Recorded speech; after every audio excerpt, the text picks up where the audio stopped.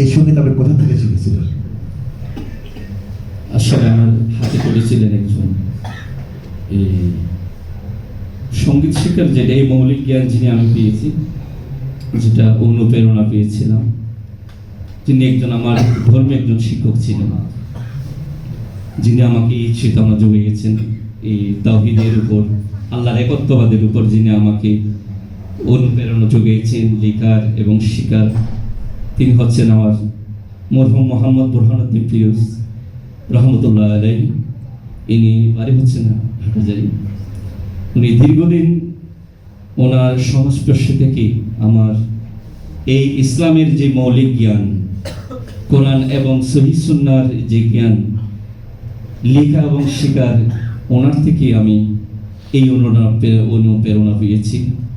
তো আজকের সেই অনুপ্রেরণা থেকে তার মহান লক্ষ্য এবং উদ্দেশ্য ছিল এই মর্ত্যের জগতে, এই পৃথিবীতে, এই মায়াময় এই জগতে সাম্যের যে ইসলাম, মানবতার যে ইসলাম, শান্তির যে ইসলাম, সৌহার্দ্যপূর্ণের যে ইসলাম, এটা যিনি আল্লাহ পাক রব্বুল আলামিন যার ওয়াহির মাধ্যমে, যার উপর ওয়াহি নাজিল করেছিলেন, সর্বকালে সর্বযুগের সর্বশ্রেষ্ঠ মহামানব মুহাম্মদ রাসূলুল্লাহ সাল্লাল্লাহু আলাইহি ওয়াসাল্লাম, যার মাধ্যমে এই মানব জাতিকে শান্তির দিক নির্দেশনা এবং অনুপ্রেরণা যোগাইয়েছেন।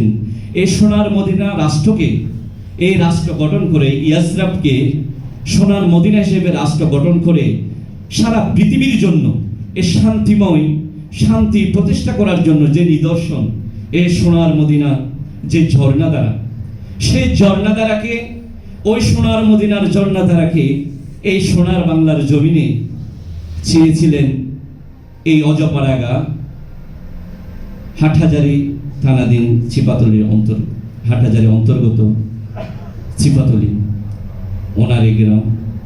উনি চেয়েছিলেন এই প্রকৃতি ইসলামের যে নির্যাস এই জাতির কাছে সে পৌঁছিয়ে দেওয়া।